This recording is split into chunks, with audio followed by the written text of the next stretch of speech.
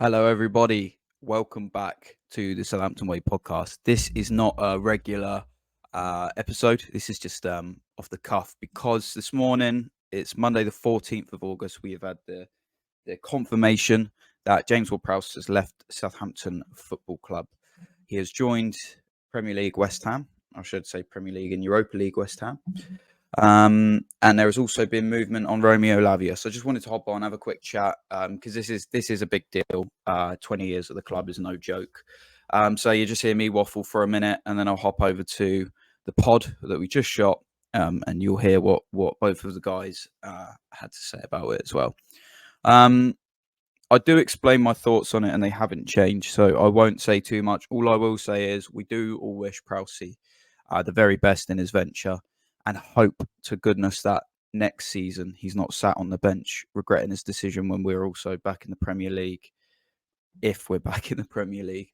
So yeah, just a moment to say James-Ward-Prowse is officially a West Ham player. He's taken the number 7. Apparently, it's due to the Beckham number. He wants to break the record in 7, which is commendable. The club put out a goodbye video. It was a bit, for me, it was all right. I mean, it's nothing. We've seen so many compilations recently from fan-made compilations that are much the same. They just added a few more personal ones in there from back in the day, interactions with other players, just to demonstrate, obviously, how long he's been here and how integral he's been to the group for so long. Doesn't make it any easier when the next video you scroll to on Twitter is him teeing up a West Ham golf ball in the London Stadium. So it's tough. I don't know whether we are going to get any other media from Ward-Prowse himself. He has left us a message.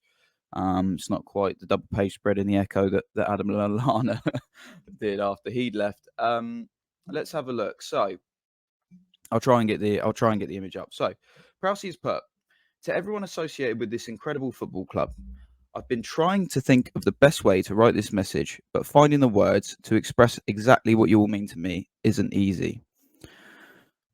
Whether it's been your amazing support as a fan, your work with me at the training ground, or playing alongside me on the pitch, each and every one of you has made the last 20 years better than I could ever have had any right to expect. It's given me such pride, I should say, to represent this club. And it was one of the greatest honours of my life to be made its captain. I've fulfilled so many of my dreams, both football and life, while I've been here. So it's by no means easy for me to leave. While I may be leaving the club, I can assure you, I'll not be leaving me. Oh, apologies. Right. So while I may be leaving the club, I can assure you it will not be leaving me. And I'll always consider myself a member of the Southampton family. This truly is a unique and special football club, made so by the amazing staff and you, the fans. I'd also like to thank the owners for their continued support during my time at the club, as well as Russell Martin and his staff, who have been magnificent. Thank you for everything, James. I don't know how to view it as a cynic. It's hard. It's hard because I don't hate him. I'd rather he left and give us the finger so I can get over it a bit easier, but he hasn't. It's tough. It's tough to swallow, isn't it? It's like a missus you've been with for 2 decades saying it's not you, it's me. It's really tough. He's basically saying, look, you're an amazing club. You're so hard to leave. It would take something so special, but he's found something better. Obviously, the reasons are outlined. He wants to break the Premier League record. He wants to play in Europe, and he wants to be in the Premier League. You'll know our thoughts on that a little bit later, so I will let those tapes roll. It is a shame to lose Prowse. I think if Saturday against Norwich is anything to go by, he definitely offered us midfield stability, but hopefully with the incoming of Flynn Downs, fingers crossed that is announced very soon, and maybe another centre mid, will be able to fill that role for the rest of the season.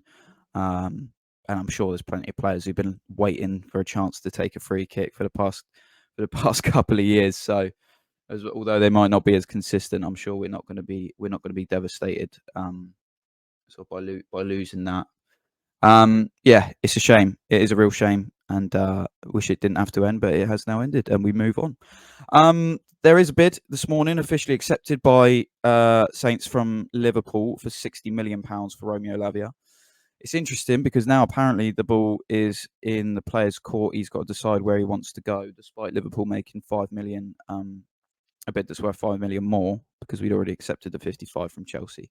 Yeah, I think he had his heart set on Chelsea after the whole Liverpool debacle, not wanting to pay an extra £5 million for him and then going in for a record-breaking transfer with Moises Caicedo, only to get given the finger by him. So it's almost like they've come crawling back. If I was Romeo, I would be feeling exactly how he's feeling now.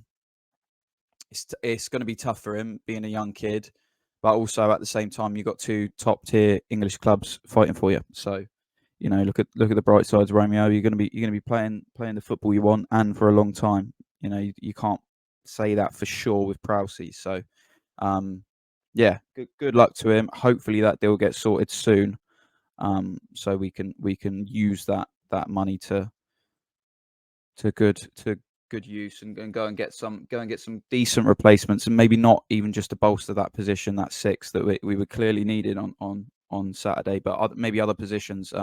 If we're potentially going to lose someone like Walker Peters later in the window, that 60 million is going to really help, because we may not get the fee that we want for Walker Peters should he decide he wants to move on.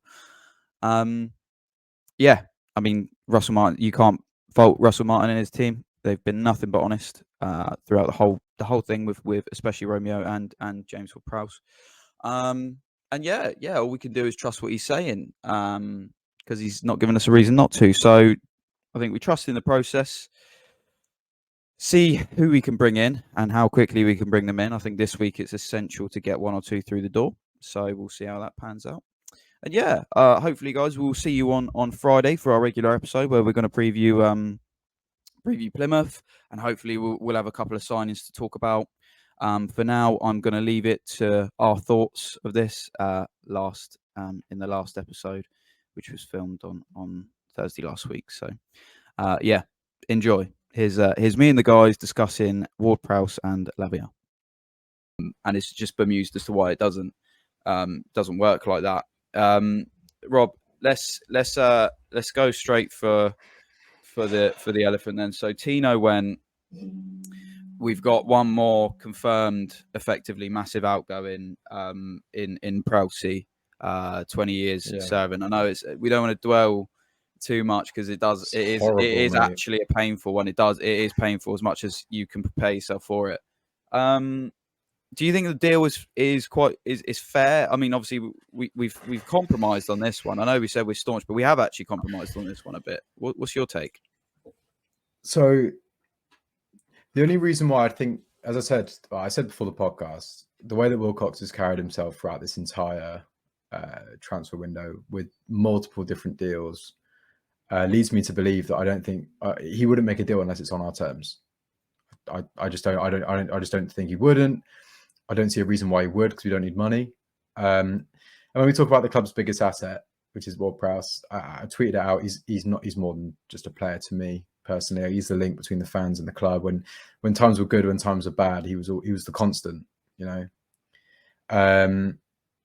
I think the only reason why the deal was compromised is because we probably, as people said, we got better payment terms. So it's very likely that we got the majority of that 30 million up front, as opposed to maybe that 40 million spread over 3 or maybe even 4 years.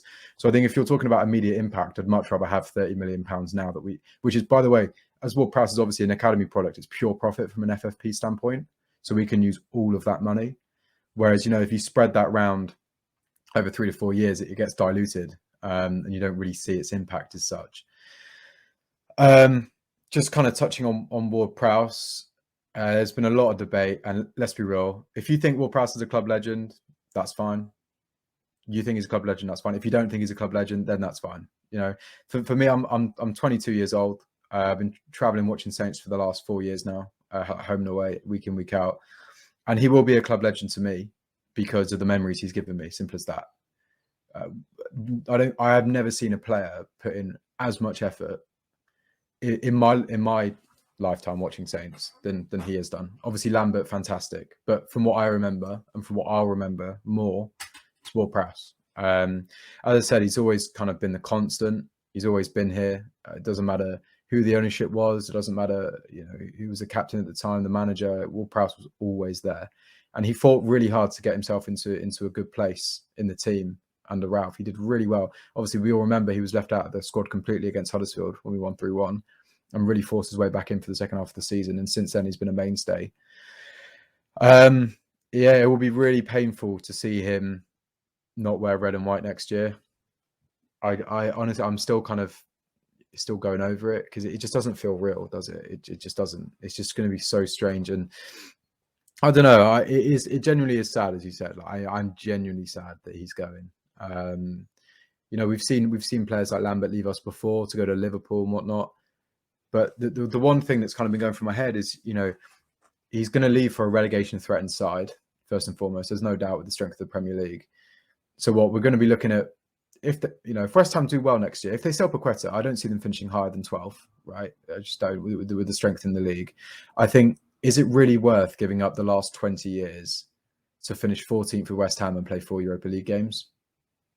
For me, I just don't understand if he would force a move. I can understand the frustration that he's had over the last couple of years, and especially over the last season. The club's changed so much.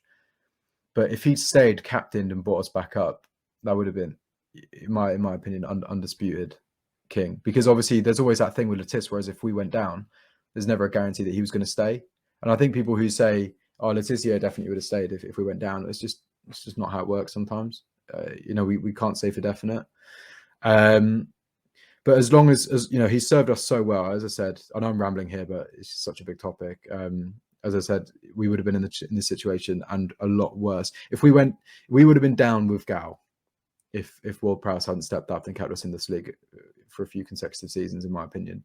And we would have been in a much worse position than we are now from a financial point of view. And if we went down with Gal, I don't think we would have went back up. So, because we were self-sufficient, and you can't be self-sufficient without Premier League TV money. So I think, he served us so well. I want to see him do well. And if this is one last push for a Euro 2024 spot, I just don't think it's going to happen for him, regardless of who he's playing for. I just think he's just not got that quality anymore. But he's a fantastic player. He served us so well, and I always look back on him favourably. But I'm absolutely gutted. I thought he's going to stay, and the way that this deal got dragged out, such a shame. This would have been so much easier to take if it would have been like the week after Fulham, the week after the transfer window opened, and we didn't have to see him in pre-season. Didn't have to see him on Friday as well. One thing I did notice on Friday when I was there is at the end when the players all came over, Ward-Prowse does his thing where he stays off to the side a little bit, kind of taking it in like he did against Forest.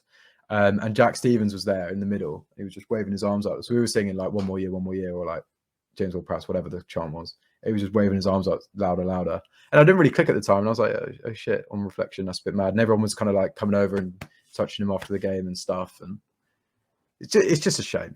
I'm genuinely still upset. And it's going to take a while for it to get used to it. But it's so important now that we replace Wright. And as we said, we need a feel-good factor coming into Saturday. Saturday can't be about Ward-Prowse solely. It has to be about 3 points. We have to move on. So thanks, Prowse. I love you, but we got a game to win on Saturday, and we can't make it sentimental, unfortunately. There's no room for that in this league.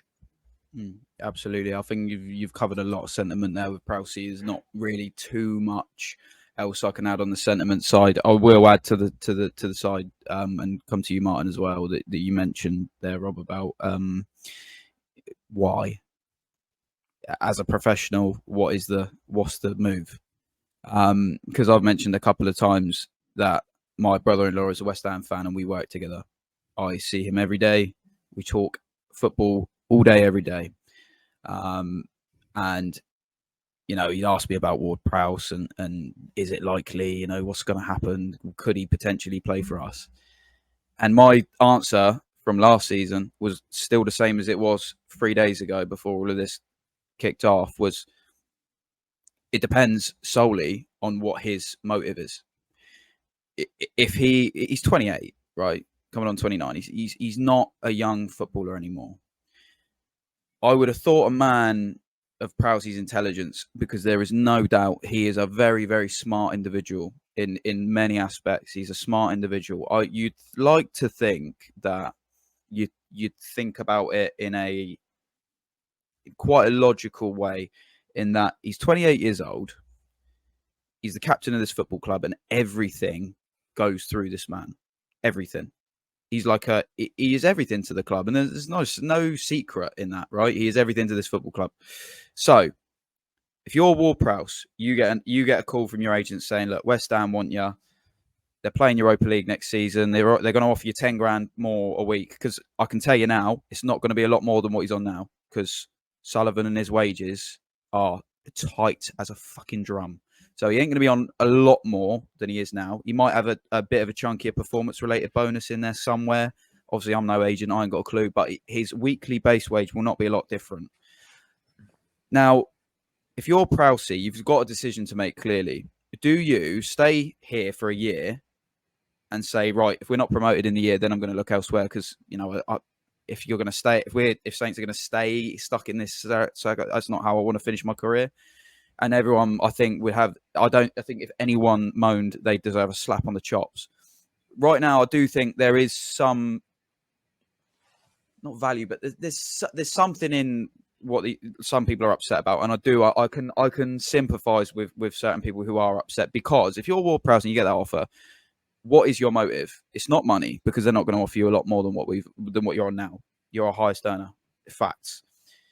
It's not game time, because they've lost Rice. They're likely to sign another midfielder or two yet before this window closes in Prowse's position. I guarantee you, before the window shuts, they'll have another couple in for rotation, because they value Declan Rice that highly. I know they've just signed Edson Alvarez, but he's not the direct replacement. They need 2 or 3 players to do that. And Sullivan was quite open with that the day after they won their European trophy last season. The morning after, he said, Declan wants to leave. He will go.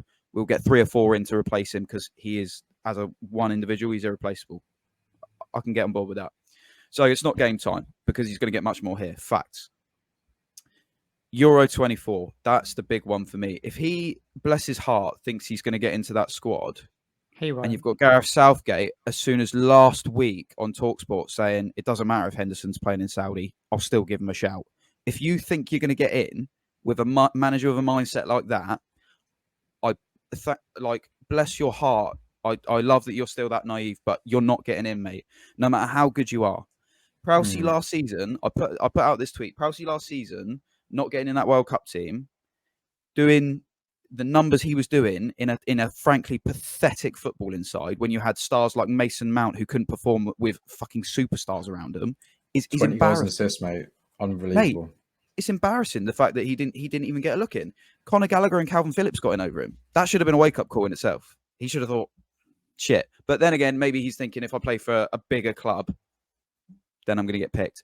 West Ham historically are a bigger club. I'm not going to deny it. They are. They've got the history, right? They've got the fans. They are a bigger club. However, if you look at in terms of next season, are West Ham going to start next season in a dissimilar position to us? They are not going to win the Europa League. Mark it. Clip it. They're not going to win the Europa League. I don't think they get out of the groups, mate. It's the strongest Europa League there has been in years. There's so many giants in there that will have failed to perform last season. They are going to struggle, right? So there's no European football for them next season, because they won't get in the top 6. They're not going to get in the top 8. They're not going to get in the top half. I'll be surprised if David Moyes lasts till Christmas. And if he lasts beyond that, God fucking help them, because they will get relegated. Ward-Prowse is, as we've seen multiple times, their new director of football, Tim Steidten or something, he doesn't want McTominay, he doesn't want Ward-Prowse, and eventually when they do set Moyes, he's a Moyes signing. Prowse's a Moyes signing. Yeah, Steidten doesn't want him, and if Moyes gets the boot, where does that leave Prowse? That's the problem. Stuck. That's what you've got to be thinking ahead. Is Ward-Prowse going to start next season in a similar or worse position than us? If West Ham go down, right, I don't think they will, because I do think there's going to be 3 teams worse than them, at least. Yeah. There has been some pretty poor spenders in the Premier League this year so far. I think, and barring a surprise, they're not going to go down. They're going to struggle. Is Prowse going to start next season as a bit part player in a Premier League team, opposed to the captain and the starter in a Premier League team? That's what the decision should be. Literally give it 2 years, and I guarantee West Ham fans will get bored of him. As soon as he turns tough. 30, English midfielder, 30 years old, mate. Everyone will be like, "Oh, we need some like fresh young blood in our midfield to get legs going." But It's always the I same. agree. Yeah, I It's agree. always the same. Martin, I know I've just rambled on and ranted there Mm. a little bit. Have you got, just listening to that, have you got anything that you wanted to pick up on about the whole Prowse saga? Because it's dragged on so long and everyone's got so much to say. I'm gutted to see him go. I echo everything Rob said, really, and what you've said as well, to be fair, Josh. I think he's been a wonderful servant to the football club. I find it a strange move. I only thought he would go to one of the bigger clubs. I know they didn't come knocking, but I thought if he went anywhere, it would probably be Spurs. I just couldn't see him going to West Ham. I was watching Soccer Saturday last weekend with Simon Thomas and the guys, and Paul Merson spoke. He doesn't often speak that well about Saints, but he spoke about Ward-Prowse at length, and he said he kind of felt that by staying with us, we could have. Obviously, he was the main man. He was our captain. He could help drive us to a title push. We'd be winning most weeks. The club would have probably paid him the same money. I think he was one of the players who didn't take a wage cut. Yeah, so he could have earned that same money. So I find it a strange move. I don't think it's a great move for him at all. I think you find it difficult there. I think to go in and their club legend's gone in Declan Rice to Arsenal. He goes in, though he's not a direct replacement for Declan Rice. A lot of he will be compared to him. I don't care what anyone says. He will be compared to him, and I just don't think he stacks up to Declan Rice as a player. He's a totally different player to Declan Rice, and I think if he doesn't start well, the fans there it's not like down here. We've got a really nice bunch of fans that we back our players, and I don't think it's quite like that in London. I just find it a weird move to go and play in that stadium every week. Like, obviously, he's probably not going to move home, but he's still got a bit of a drive into London every day to training. I just find it a strange move. I think he could have stayed here and been an absolute. He's a legend anyway. He's been an unbelievable servant to this football club. But to have kept him would have given us a massive boost. And I think it kind of does put a bit of a damper on the weekend. I'm gutted he's gone. I wanted him to stay.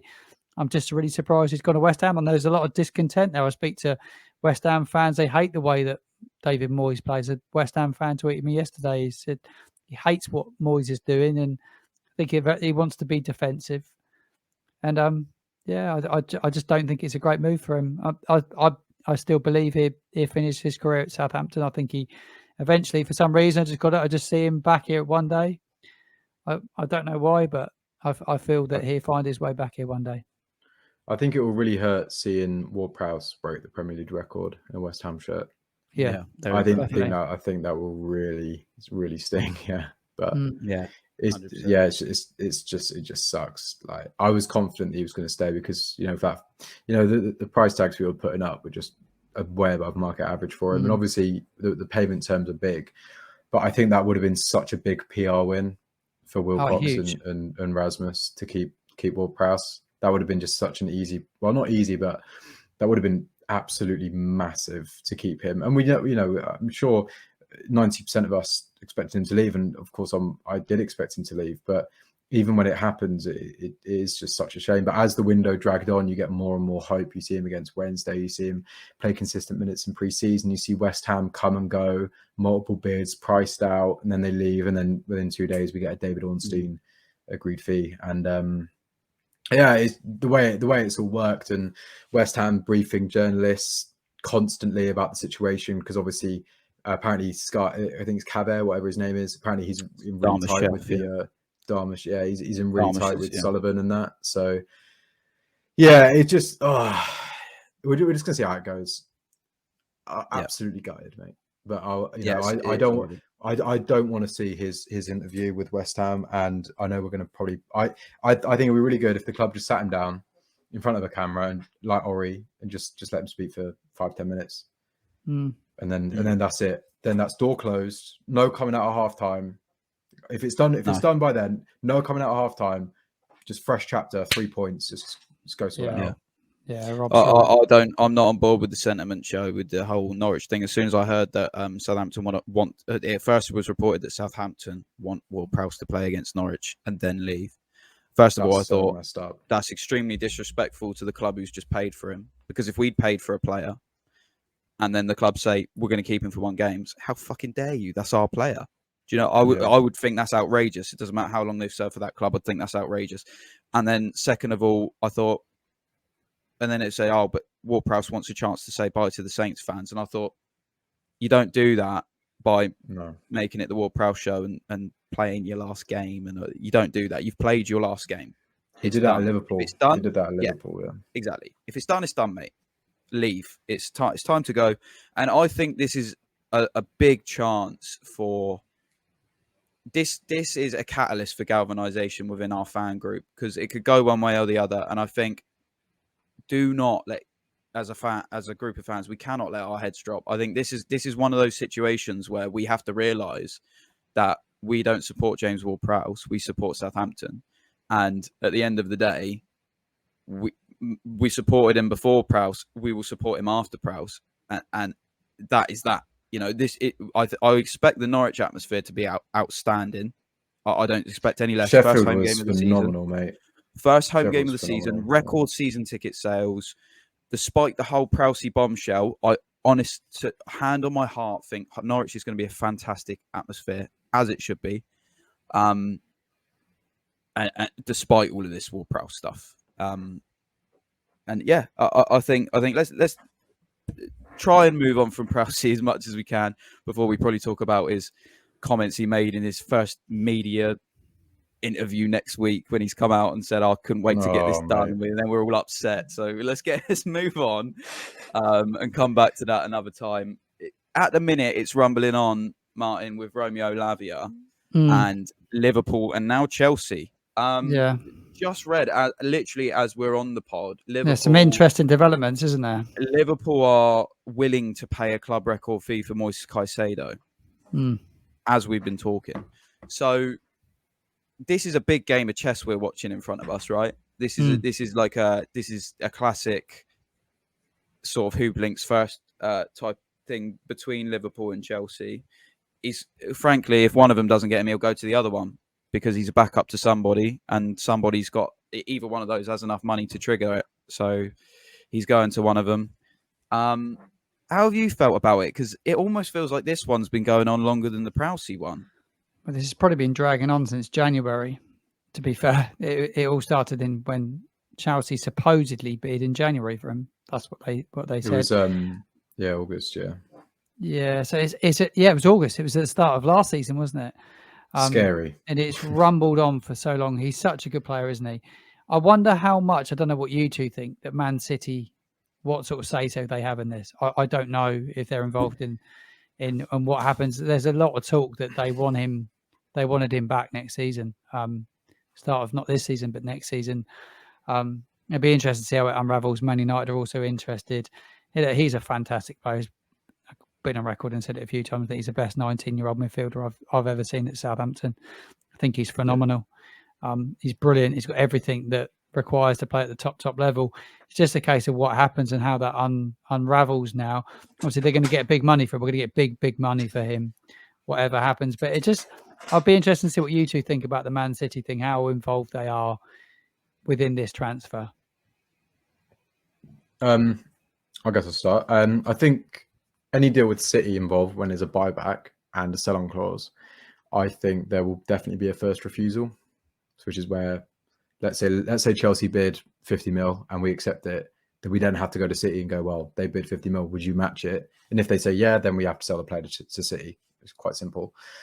Whether those discussions have already taken place, who knows? It hasn't been reported anywhere. But I would assume that there would be a first refusal just for the amount of clauses that they keep in these contracts.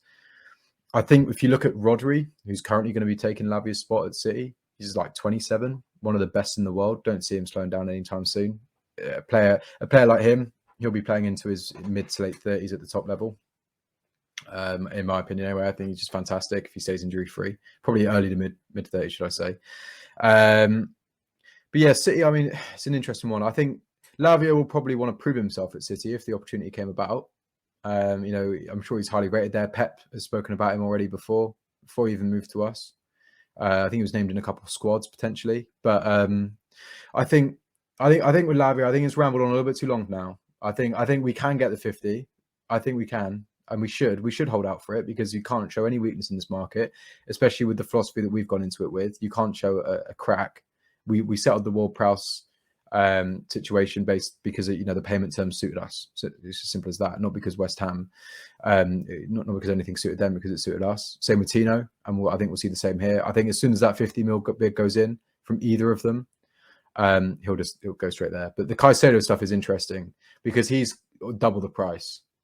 So if Liverpool is saying, "Oh, we don't value the player at 50 million," I don't know what scouts they have at Liverpool, but that is stupid. 50 million quid for a 19-year-old who's just shown up in the Premier League and made it and just bitched about Premier League midfields, just solely based on his compilation at Arsenal away when we drew 3-3. It's ridiculous the fact that they're not paying 50 mil. That's a steal. In 2 years' time, you'll have him quoted at like 100 million pounds. If we stayed up, we would have been asking for 70, 80, in my opinion. And I think that still would have been a fair deal based on what they're asking for Caicedo. So I hope it's wrapped up soon, because 20% of that will go to City allegedly. So if we sell for 50, we'll get 32 million pound back, something like that, 36 around there. And I hope we can just get that money and just reinvest it straight back into the squad. Obviously, we won't be able to spend all of it, but we can keep a lot of that aside for when we go up next year for the war chest. So, yeah, wish him well. I don't really care where he ends up, whether it's Liverpool or Chelsea. I just want the money now, to be honest with you. And we can hold out for it. But yeah, he'll be a top talent. And if they don't value him at 50 million, then I don't. Their scouts should just get sacked. That is an absolute joke. What a player. Jamie Carragher summed it up, didn't he, the other day? If they don't think he's worth 50 million, they should walk away from it. Yeah, simple as that. They've left it too long. We're not going to compromise. Why would we? Worst comes to worst, we keep one of the best midfielders in the Premier League last year in a Championship squad. Okay, sure. And then we sell him to City for 40. It's all right. I've actually never seen Liverpool fans make more sense than they have in the whole Lavia thing. Yeah. But they're usually full of absolute bollocks, but they've been talking the truth with the whole FSG. Like, why are you stalling it? What's the point? Pay them the money. You have the odd knobhead saying, "Oh, he's only worth 15 million." But these people don't watch fucking football. Romeo Lavia, right? To put it into perspective, in 2030, Lavia will be 26. He'll be in his prime. We can't even comprehend the year 2030 yet. We're in 2023, for fuck's sake. Like, he is so young. Like, it just puts into perspective how talented this guy is for his age. Like, it's absurd how good he is for his age. 50 million in today's footballing economy is a steal, frankly. Like, for the ceiling this kid has got. I said it last season so many times. He will go as high as he wants to go. If he puts it in, he can go as high as he wants, because he is that good. I think the City thing is quite interesting, Martin, in that they have got options in that sort of six that Lavia tends to play, but those options are proven to be not good enough or not available enough, in that Calvin Phillips has not done it. I can see if he has another season that's injury ridden, that they would need to get him off the books, because he's reportedly paid quite well. And that would have tied in with the release clause coming in. I think with the whole first refusal thing, Rob, I think you're right. I think it was the same sort of deal, if I am correct, as we had with the Chelsea release clause with Tino in the first years before it was triggered. It was that we have to give them first refusal. I think that's part of it. Also, they've got the 20% full stop, and they've even got the 20% as if they were to buy him back for the release clause, they get the 20% off as well, which is interesting. I read in the Athletic, which is quite reliable. So I think it's interesting. I also think it's very interesting that they are choosing to bolster their midfield, City, right now in the way that they're doing. They've just offered 110 million for Lucas Paqueta, and they've obviously bought in already a centre mid. He's more of an 8, but they bought in Kovacic from Chelsea. So they have got options in the midfield. They are going to have to lose a few bodies, but it wouldn't have surprised me if in that needed to keep that squad depth, they would have just come in for Lavia next season. So he's going to end up at a rival, isn't he? He's going to end up at a rival. Exactly. He's going to end up playing against them. Yeah. You got Liverpool, Chelsea this Sunday. So yeah, there you go. Lavia derby. The Lavia Caicedo derby. Could you imagine? That'd be interesting, wouldn't it? I mean, yeah. I mean, yeah. If Caicedo's 100 million, Lavia's fucking 85, 90 million. It's ridiculous. But yeah, I agree. Just get the money ASAP, please, because it's this one's a lot easier to take. He's only been here a year.